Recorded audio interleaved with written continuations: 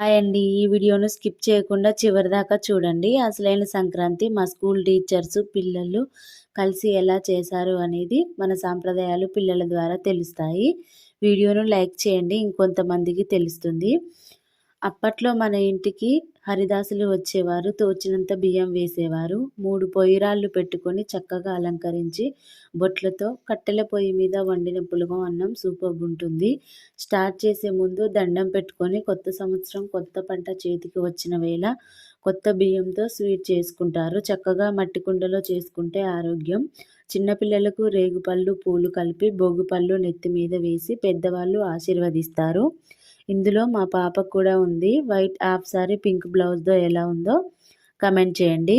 మీద భోగి పళ్ళు, ఫ్లవర్స్ వేస్తుంటే చక్కగా హ్యాపీగా ఫీల్ అవుతూ వేయించుకుంటుంది.